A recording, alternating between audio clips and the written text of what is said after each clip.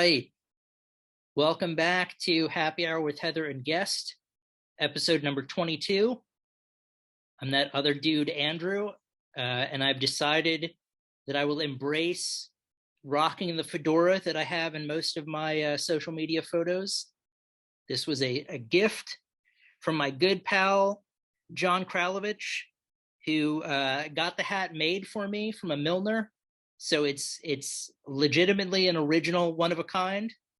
And I, of course, am joined by Heather, who gives her name to this show, and she is wearing an awesome Telekinetic Yeti tee. So, and I'm representing our original Happy Hour with Heather and Guest shirt. So we are ready to go, rocking and rolling to bring you episode number 22, which we're going to kick things off with Hebi Katana from Japan. And before we even get into the music, I have a backstory. So when I was teaching in Hong Kong, two close friends of mine that I taught with, who are both Japanese and were teaching Japanese classes. One of them, Yumi, invited me to have lunch with her parents who were in town visiting. And at the time, I had learned a couple of Japanese phrases. So she was very, we were sort of both very keen to like show off the few things I knew how to say. So one of them was Omakase, which if you go to a sushi place, you're sort of telling the chef, like chef's choice, like make whatever you'd like. It's sort of an honorable thing to do. And then the other thing I said was Yubitsume, which is if you're in the Yakuza and you make a mistake, you cut off one of your fingers and you present it to your superior as a way to ask forgiveness. And when I said that to her parents, they looked at, it's sort of like, hearing a 3-year-old say an F curse or an F bomb for the first time, they sort of looked at me like, oh my God, not expecting that to be the case. So anyway, I wanted to get that story out of the way because I knew I would tell it at some point, and this way we can just get into the music. But Hebi Katana from Japan, and also I've got the Japanese version of The Good, the Bad, and the Ugly behind me. So I'm definitely looking forward to it. I think I discovered them just through the YouTube, just the YouTube spelunking that I do. But I was really excited because, you don't often hear about doom bands from the Far East. So this was sort of a chance to check out something new. So I was excited to have them feature in an episode. And then we picked 2 albums. The first was just Hebi Katana, their self-titled debut. And then the second album was Impermanence. So to kick things off, you had suggested Directions for Human Hearts. Want to make sure that I get it correct. And what were your thoughts on Directions for Human Hearts? This is like a mashup of Black Sabbath or Guns N' Roses and Nirvana. At first I thought it was a Nirvana cover. And then the song, it takes a turn. It goes jam band mode for the remainder of the song. And I was just really curious when I listened to it. I was just really curious if they wrote the music or if they just improvised and played and just hit the record button. I don't know. Although I also, it's definitely reminiscent. I felt like it was a combination of the band Pentagram and Nirvana. It draws very heavily on the song In Bloom, by Nirvana, but and it actually, this is where, so on their Bandcamp page, they have a review that I thought was really well put by someone named Fraser Jones from Desert Cyclist. And Fraser wrote, "It could be said that what Hebi Katana are doing on their self-titled album is much like which those scavengers found in Star Wars movies do, constantly deconstructing something in order to construct something new. There's nothing new here that you would not have heard elements of on 1,000 albums by 1,000 other bands working in a similar proto-doom metal field, but it is the way Hebi Katana put those elements together that make this album work and sound so fresh to ears that may have thought they had heard it all before." So that was something that really captured what I felt like they're doing, taking a lot of elements that you would have heard on Doom before and sort of making it their own. And I would also be curious to know whether or not that song came from an improvisational jam or whether it had been written and structured ahead of time. So we follow up Directions for Human Hearts with Inu Song. Yeah, and it's interesting coming at this, never hearing it before. We both like stoner and doom, and we like, we like a lot of the same bands, but there's a lot of bands that you like that I've never heard, and there's bands that I like that you've never heard, and that's the beauty of sharing music. This is how vast this genre is, that we've both been listening to music in this genre for years but still have not heard everything. So that's just how many bands there are in the underground especially. And I like how down-tuned this song is. It has a great rhythm, especially the guitar and the drums, especially towards the end of the songs. The drums, they get very rhythmic. The title of the song reminded me, so a friend of mine used to have a Shiba Inu, so that's all I could think about from the title of the song was just my friend's dog. This sort of, before I had read the review, I thought of the term deconstructing and building, like that's essentially what they're doing here. This also had sort of a Nirvana influence sound. I wrote the phrase thick doom.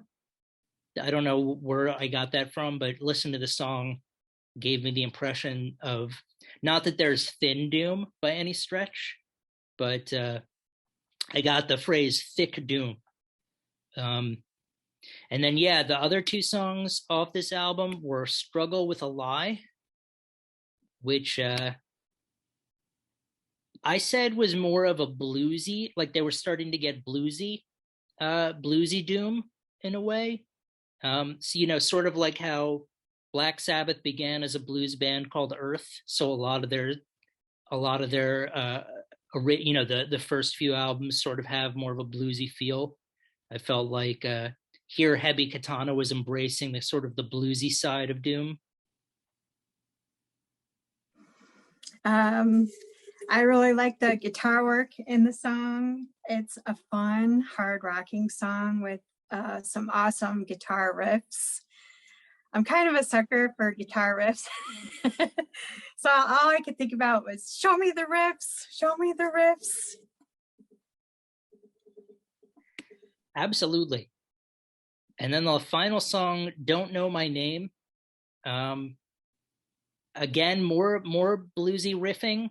This was like a walking riff. I didn't know how else to describe it, except it reminded me of a little bit of I remember I watched the documentary about the Eagles on Netflix, and I remember the song Life in the Fast Lane. The riff came from like a warm-up exercise Joe Walsh used to do, where he would warm up with a specific riff on the guitar, and the other members of the band were like, wait a second, what's that? And Joe Walsh was like, it's just a warm-up riff that I do. And they're like, well, we should build a song around that. And I remember thinking like, oh, okay, maybe Don't Know My Name came from, a riff, like a walking riff. And they were just like, let's build the song around that. So I don't know. I could be completely wrong, but I'd like to believe that that's the case. Yeah. I thought this was a definite nod to Black Sabbath. It's like a stoner version of Black Sabbath. I was looking at the album art and I wondered if like the pot was smoked, you were able to navigate bones, get past the snake, free the sword, and stepped into that purple and black tunnel. Like, where is it going to take you? What are you going to do, and where is it going to take you? The journey awaits. Yeah, I get like that. That's one of the as books become more digital, and you don't really have the cover to look at so much anymore, or the feel of the book in your hand when you're reading. I feel like there's so many books that I've read because I saw the cover. I feel like these days also, when you have the album, and you're looking at the album cover and listening to the music and just getting lost in the art, I feel like that's something that needs to come back. There's an element to that. And I remember looking at the cover on Bandcamp and sort of realizing how cool that was. But I mean, there's an entire story to be told looking at the album cover. So yeah, that was really cool. And then the next album that we listened to was Impermanence. And the first song was Pain I Should Take. What'd you think of that? This album does have a different sound, a bit of a different sound. I really like the new direction.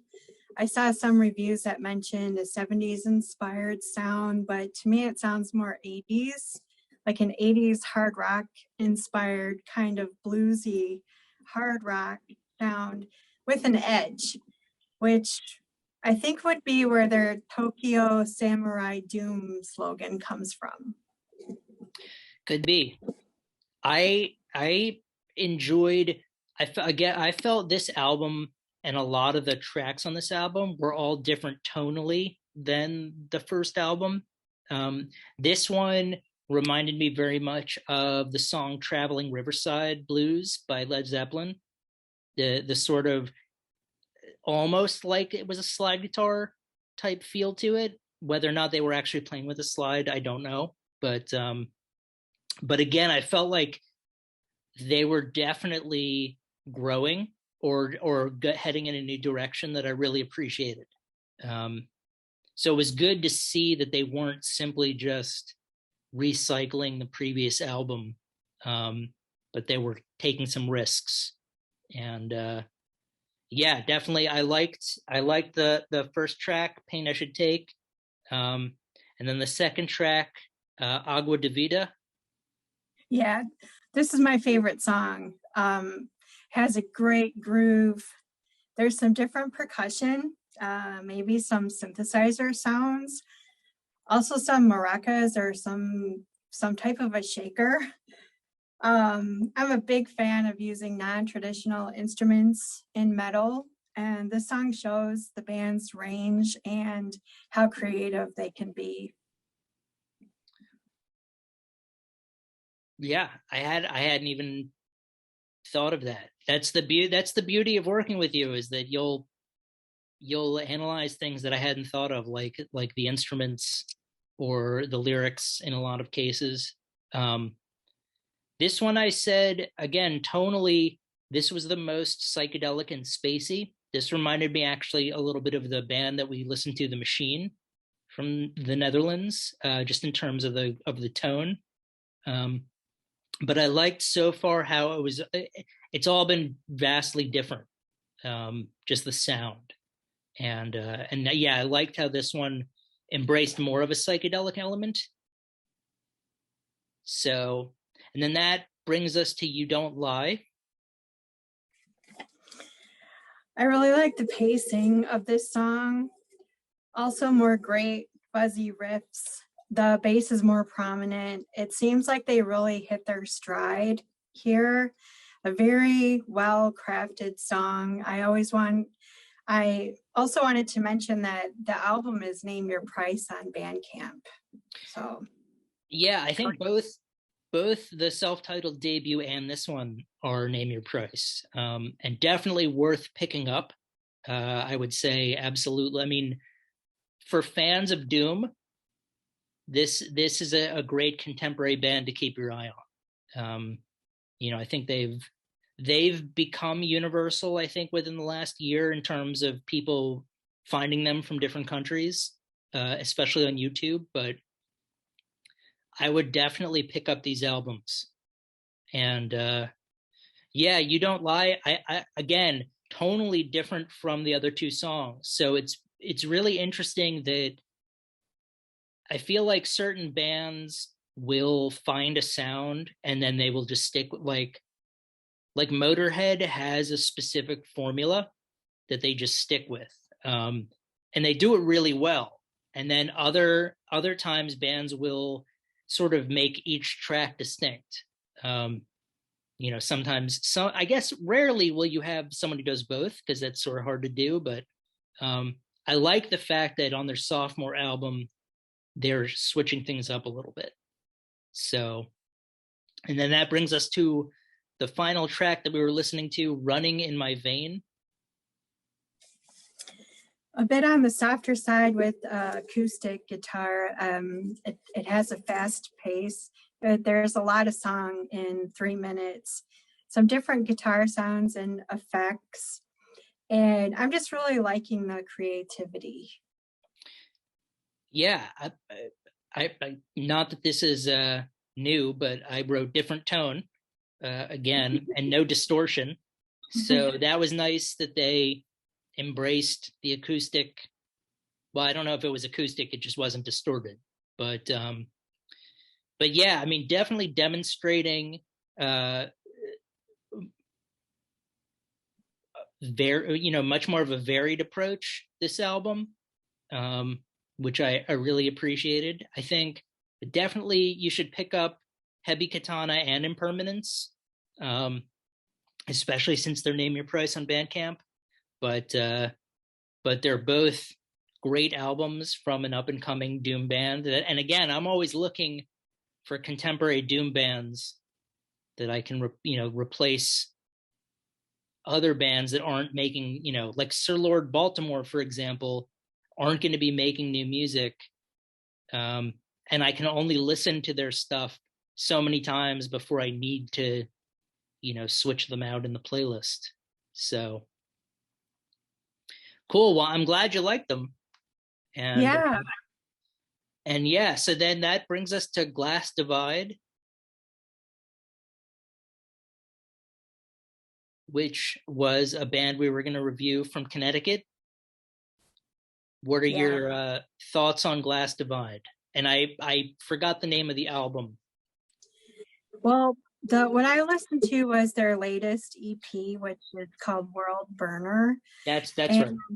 Yeah, and that just came out. No, it came out in April of 2021, I do believe. That's what I listened to, and they described their music as blending groove, metalcore, and prog elements. And I thought that was a great description. It's fast, it's heavy. I'm learning more about the Connecticut metal scene, thanks to bands like Turkey Vulture and Sunseeker and Afghan Haze, among others. There's some heavy bands coming out of Connecticut. I thought Glass Divide was kick-ass. It's heavy, the vocals are on the harsh side. It's fast with incredible drumming, amazingly proficient guitar playing.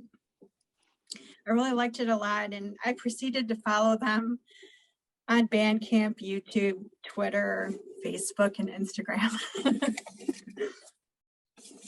Yeah, the Connecticut scene is something that I wasn't as familiar with it within the last, it was more surprising to learn about the metal scene like in Nashville and in Wyoming, where I wouldn't have anticipated. I think I would have probably anticipated there being a metal scene in Connecticut, but that it's as good as it is was a bit surprising. I don't know why that's the case, but yeah, bands like Sunseeker, Turkey Vulture, Glass Divide, Afghan Haze. There are many more that you should definitely check out when you get the chance. Yeah, Glass Divide.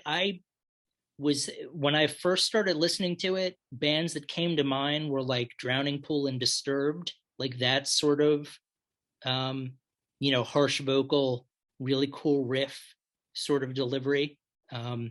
Not that they sound like either of those bands, but that was sort of the impression that I got.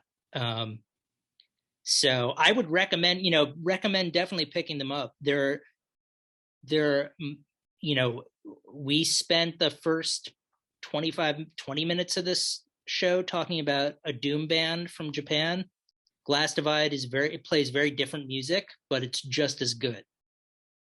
So if you're into more of a faster pace, a little bit on the heavier side, then definitely check out Glass Divide. Yeah.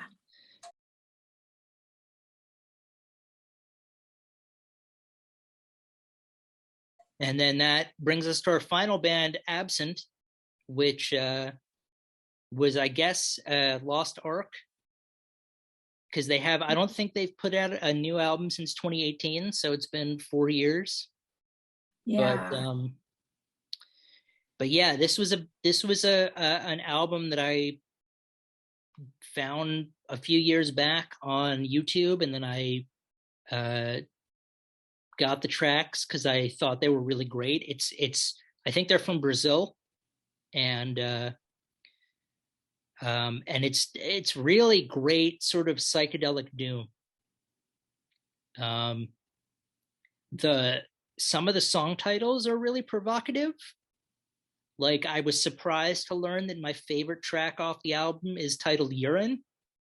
That was a bit surprising, but I was really disappointed that they haven't put out more stuff, because I felt like this was a really solid album. In fact, I when I looked on Bandcamp, I saw that you had rated the album already. I won't give anything away, but I was surprised to see your name. Yeah. I actually, I was, I love this album so much that I purchased it when it came out. I put it on my end of year list for 2018. I was really excited that you wanted to bring it up. Incredible atmospheric doom that's really heavy, and I love the vocals. I would really like to know what they're up to now. The music definitely should not be forgotten. This is some of my favorite doom. Slow, atmospheric, psychedelic, heavy with clean, soaring vocals, incredible guitar work. And I just say, more like this, more like this. Yeah, inside, I'm reacting the same way as Heather right now, even though I'm not showing it on the outside as much. But I don't want that to take away from how awesome this album was. And just I guess I was just surprised that it's not better well known because of how good of an album it is. So It's definitely worth the Lost Ark category, because it should be, if you had it on the end of the year for 2018, superlatives and whatnot. And yeah, members of Absent, if you're out there, I hope you're making new music. I hope so too. But but that's the end of episode number 22. Before we go, I wanted to bring up Unfortunately, Jesse Bartz from the band Lopan was recently diagnosed with cancer. So I hope he continues to get better. There's a GoFundMe page for him. So if you have the opportunity and the means, I would definitely. Lopan has been a very instrumental band for me in terms of my recovery from a ruptured brain aneurysm. I saw them the night before I had it, and their music has helped me navigate through some difficult times. So if you can contribute a little bit, that would be wonderful. And that was my 2 cents for extra business for this episode. Heather, I don't know if you have extra business or. No, Okay. I don't. Well, I wish them well. thank I you. wish them well. Yeah. Well, that's going to do it for this episode number 22. Thank you for watching. We'll be back next week with episode 23, and it'll be Heather's turn to pick a band. So I'm excited. Yes. And we will see you then. All right. Thank you.